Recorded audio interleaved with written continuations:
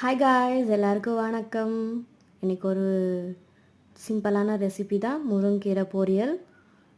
எண்ணெய் காஞ்ச உடனே நம்ம கடுகை போட்டுக்கலாம். கடுகு பொரிஞ்ச உடனே நம்ம கடலைப்பருப்பு உளுத்தப்பருப்பும் எடுத்து வச்சுருக்கோம், அதுவும் போட்டுக்கலாம்.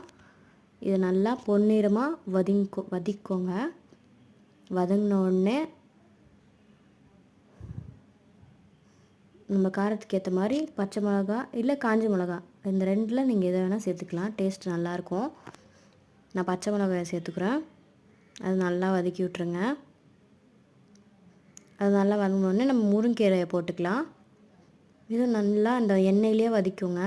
தண்ணியெலாம் தெளிக்க வேணாம். சில பேர் தண்ணி தெளிப்பாங்க, நம்ம தண்ணி தெளிக்க வேணாம். அப்படியே நம்ம எண்ணெயில் போட்டு உப்பு தேவையான அளவு போட்டுக்கலாம். ரொம்ப உப்பு போட வேணாம், கொஞ்சமாக போட்டுக்கோங்க. வேணும்னா அதுக்கப்புறம் போட்டுக்கலாம். நம்ம அதுவும் நல்லா வதக்கி விட்டுடலாம். ஒரு 5 நிமிஷம் வேக வச்சிடலாம். இந்த சிம்மில் வச்சுருங்க. சிம்மில் வச்சே வேக வச்சிடலாம். நம்ம மூடி வச்சுருங்க. முருங்கீரையில் அவ்வளோ சத்து இருக்குது. வாரத்தில் நீங்கள் ஒரு நாள் கூட எடுத்துக்கலாம். நான் தேங்காய்க்கு பதில் மல்லாட்டையை அரைச்சி வச்சுருக்கேன், அது போட்டு நம்ம கிண்டிக்கலாம். தேங்காயோட இது கொஞ்சம் டேஸ்ட் நல்லாயிருக்கும். சாப்பிட்டு பார்த்துட்டு எப்படி இருக்குன்னு சொல்லுங்கள். தேங்க்யூ.